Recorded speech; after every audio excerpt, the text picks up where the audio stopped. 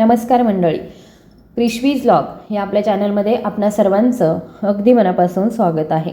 जर तुमची शुगर 200 किंवा त्याहून अधिक असेल तर ती धोक्याची घंटा आहे का? अमेरिकन डायबिटीज असोसिएशन 2024च्या मार्गदर्शक तत्वांनुसार साखरेचं लक्ष व्यक्तीनुसार बदलतं. 65 वर्षांपेक्षा जास्त वयाच्या रुग्णांसाठी साखरेची पातळी काटेकोरपणे नियंत्रित करून आपण मधुमेह रोखू शकत नाही.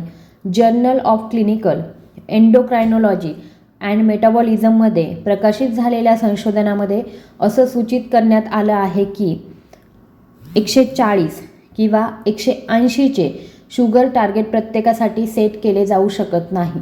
शुगर 200 नेहमीच धोकादायक असते का? आज आपण हे समजून घेऊयात. जर तुमची शुगर 200 किंवा त्याहून अधिक असेल तर ती एक धोक्याची घंटा आहे का? जेवणानंतर तुम्हाला 200 किंवा 220ची साखरेची पातळी जाणवली तर आणि तुम्ही अचानक घाबरलात, तुम्हाला इन्सुलिन इंजेक्शन घ्यावे लागतील असं वाटत असेल तर चला याचं पद्धतशीर विश्लेषण करण्याचा आपण प्रयत्न करूया. आमचे एक रुग्ण आहेत आणि त्यांचं नाव आहे राजेशजी आणि ते 55 वर्षांचे आहे. एके दिवशी त्यांनी त्यांच्या रक्तातील साखरेची चाचणी केली आणि ती 210वर पाहून दुसऱ्या दिवशी भीतीपोटी त्यांनी औषधं सोडली.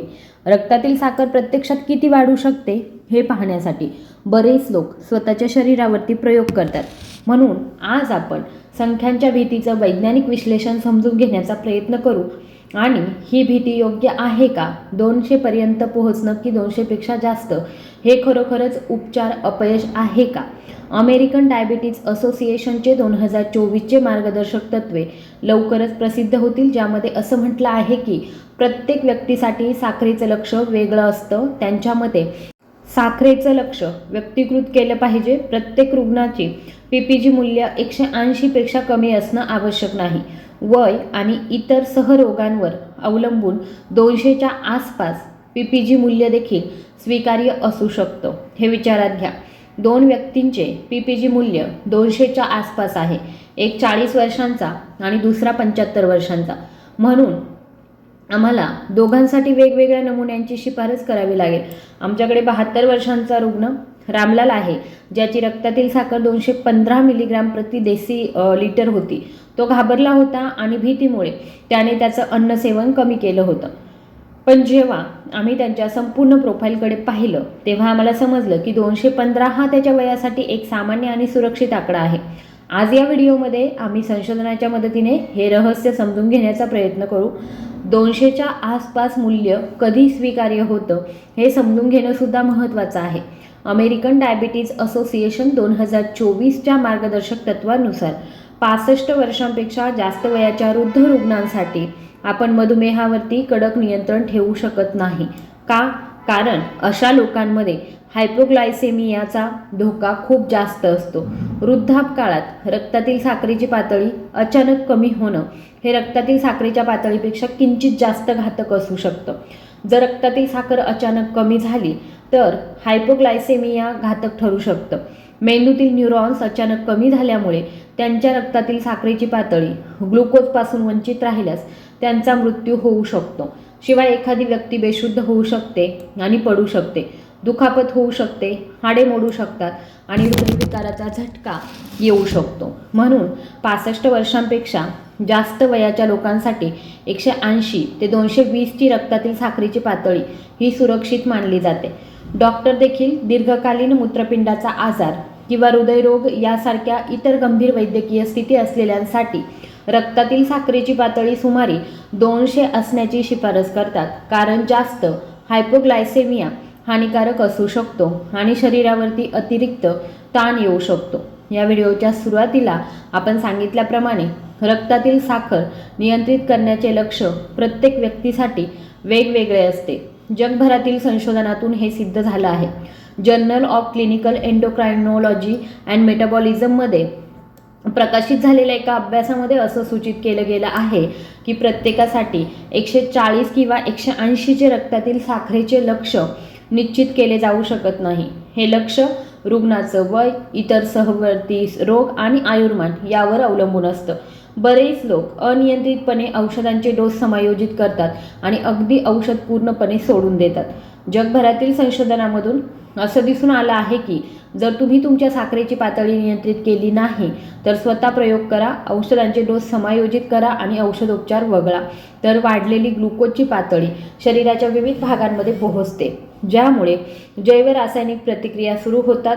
मी मागील व्हिडिओमध्ये सांगितल्याप्रमाणे वाढलेली ग्लुकोजची पातळी कोलेजनसह ग्लायकेशन प्रतिक्रियांना चालना देते.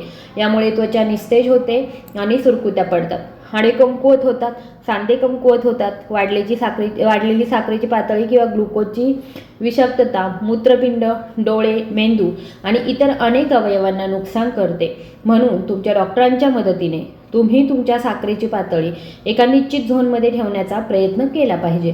आदर्श प्रोटोकॉल काय असू शकतो? तर आम्ही ट्रॅफिक लाईट सिस्टीम वापरून हे समजून घेण्याचा प्रयत्न करू. ग्रीन झोन तरुणांसाठी आहे, जिथे तुम्ही मधुमेहावरती अधिक काटेकोरपणे नियंत्रण ठेवू शकता. जर तुम्ही तरुण असाल तर तुम्ही तुमची रक्तातील साखर 180च्या खाली ठेवण्याचा प्रयत्न केला पाहिजे. येलो झोन हा वृद्धांसाठी आहे. जर तुमचं वय 65 किंवा 70पेक्षा जास्त असेल तर 200 किंवा 210ची रक्तातील साखरेची पातळी तुमच्यासाठी देखील ठीक आहे. जर तुम्हाला अशक्तपणा किंवा चक्कर येत नसेल, जर तुमची रक्तातील साखर 250च्या वर असेल आणि त्यासोबत तुमचं वजन कमी होत असेल तर रेड झोन धोक्याचा विषय आहे. तुम्हाला जास्त तहान लागत असेल, हे कोणत्याही वयोगटातील व्यक्तींसाठी धोकादायक ठरू शकतं.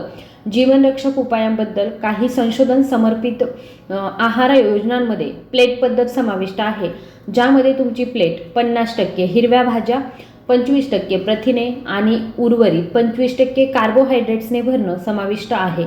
या आहाराचं पालन केल्याने तुमच्या रक्तातील साखरेतील अचानक वाढ 30% पर्यंत कमी होते, हे सिद्ध झालं आहे. शिवाय जर्नल ऑफ स्पोर्ट्स मेडिसिननुसार जेवणानंतर लगेच 10 मिनिटे चालल्याने इन्सुलिन सक्रिय होतं, जे आपोआप 200 मार्क कमी करतं. निष्कर्ष काय आहे? लक्षात ठेवा, मधुमेहाचा उपचार एकाच अहवालावर आधारित नाही. प्रत्येक व्यक्तीची एक वेगळी उपचार योजना असते. जर तुम्ही मोठे असाल आणि तुमची रक्तातील साखर 200 किंवा त्याहून अधिक पोहोचत असेल तर घाबरू नका. तुमच्या डॉक्टरांनी तुमच्यासाठी सुरक्षित औषधे लिहून दिली असतील. तुमच्या डॉक्टरांना विचारा, माझ्यासाठी योग्य साखरेची पातळी काय आहे. अचूक माहिती असल्यासच तुमचा मधुमेह व्यवस्थापित केला जाऊ शकतो. म्हणूनच या व्हिडिओचा उद्देश वैयक्तिक काळजीवर भर देणं हा आहे. वयानुसार डॉक्टर मधुमेह नियंत्रित करण्यासाठी त्यांचे साखरेचं लक्ष कसं कमी करतात यावर मी चर्चा केली. असं का आहे? आम्ही आधीच हायपोग्लायसेमियाचा धोका नमूद केला आहे.